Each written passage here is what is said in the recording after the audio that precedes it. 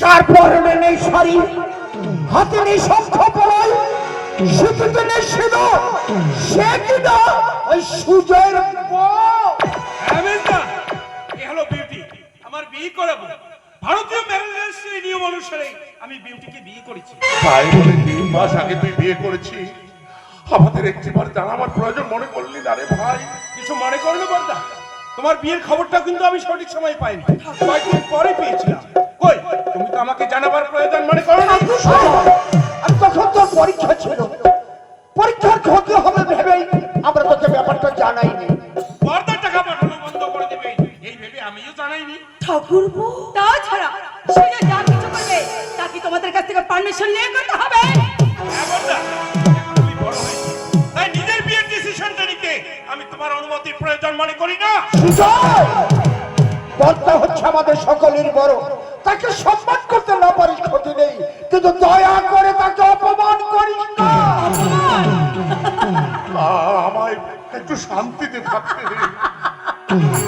যে মানুষটা নিজের ভাইয়ের বিয়ে করা বউকে সবার সামনে অপমান করতে পারে তার সম্মান করতে পারছে বলে আমি মনে করি না।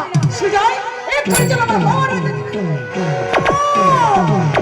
না বোন, না যাস নে বোন, যাস নে।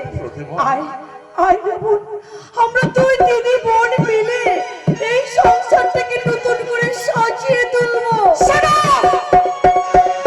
জীবনে কখনো কোনোদিনও তুমি আমাকে বোন বলে ডাকবে না, ডাকবে ম্যাডাম বলে। এটা দিল্লি শহরের ভাড়া করা ফ্ল্যাট নয়, এটা হচ্ছে গ্রাম। এখানে যদি তোমাকে থাকতে হয়, ম্যাডাম নয় বোন বলে ডাকলেই তোমাকে সাড়া দিতে হবে। তুমি জানি বিউটি আমার বিয়ে করাবো, তাই এ বাড়িতে ওর একটা অধিকার আছে। অধিকার?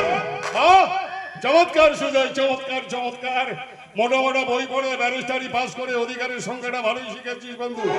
তবে একটা কথা মনে রাখিস, এই বাড়িতে অধিকারের আগে আছে তোর বর্ধার সম্মান।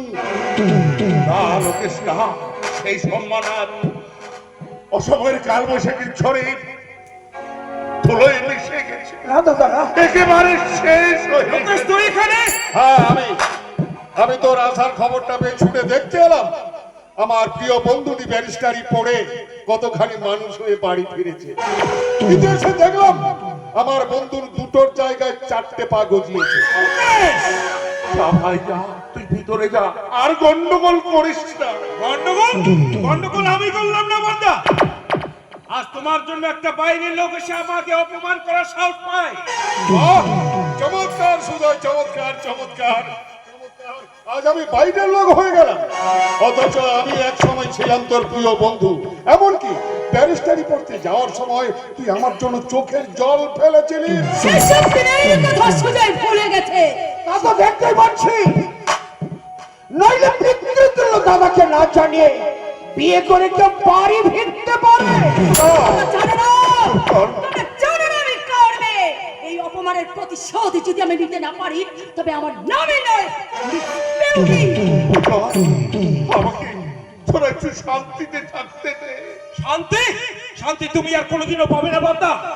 আজ বাইরের লোককে সংসারে ঢুকিয়ে যে ভুল তুমি করেছো, এর ফল তোমাকে পেতেই হবে। ঠাকুরপো, সুজয়, I'm so tired. হ্যাঁ দাদা, বৌদি, আশা করি আমার ঘরটা পরিষ্কার করে রাখা আছে।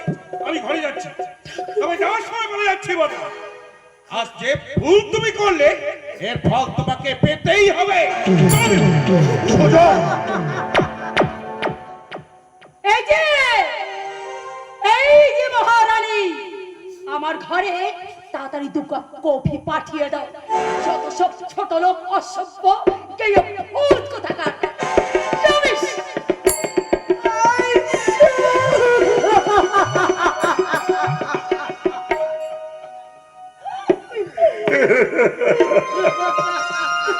দেখলে দেখলে প্রতিমা, যে ভাইকে আমি আমার দেহের রক্ত দিয়ে ব্যারিস্টারি পাস করালাম, সেই ভাই কেমন আজ আমায় ব্যারিস্টারি শিক্ষা দিয়ে। দাদা, তুমি শান্ত হও দাদা, তুমি শান্ত হও, শান্ত হও।